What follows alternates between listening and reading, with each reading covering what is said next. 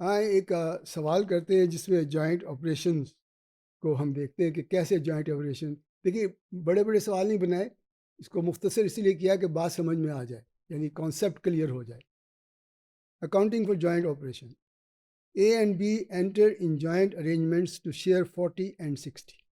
50-50 नहीं है, 40 एंड 60, लेकिन अगेन यूनानिमस कॉन्सेप्ट के साथ चलेंगे। They put up petrol station and invest 15 million, estimated life is 10 year. अब देखिए, इतनी बड़ी इन्वेस्टमेंट कर रहे हैं तो कुछ सोच समझ कर रहे होंगे ना। दे एग्रीड, तो हम वो उस डिटेल में नहीं जाते।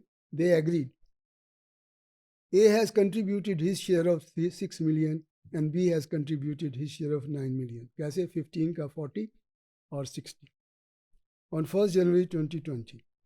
During the year total sales rupees 30 million. अब देखिए, फिर मैंने डिटेल नहीं कहा कि क्या क्या किया उन्होंने, कैसे किया। The total sales for the period is 30 million.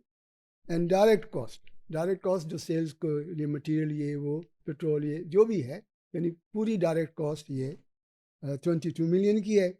और indirect cost, that is administrative cost, और ये जो है दूसरी, ये 1.5 मिलियन। तो हमने देखना है कि how this arrangement A and B will show in their accounts. तो क्वेश्चन है कि किस तरह से ये जो हमने छोटा सा बिजनेस दिखा कि कैसे बिजनेस में इनकॉर्पोरेट करेंगे अपने। तो देखिए, सिंपल है। टोटल ए और बी सेल्स अगर 30 मिलियन की हैं तो आपका शेयर बनता है उसमें 40, तो दैट इज 12। और उसका बनता है 60, तो उसका बनेगा 18। डायरेक्ट कॉस्ट भी इसी तरह से शेयर होगी 40 और 60 के हिसाब से। और ग्रॉस प्रॉफिट भी अकॉर्डिंगली आपका आ जाएगा। अगर 8 है तो 3 पॉइंट आपका 2 है और 4.8 बी का है। इनडायरेक्ट कॉस्ट को भी शेयर करेंगे इसी तरह से आप कि अच्छा, इसमें एक है इशू कि जो डेप्रिसिएशन और एसेट है, एसेट तो 15 मिलियन का है ना, तो 15 मिलियन पर जो डेप्रिसिएशन आएगी एक साल की, वो बनती है 1.5 मिलियन।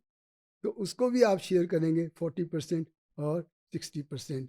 और प्रॉफिट आपका टोटल बना 5, और ए के हिस्से में आया 2, और बी के हिस्से में आया 3। ये तो होगी इनकम स्टेटमेंट की बात। अब इसकी फाइनेंशियल पोजीशन को देखें।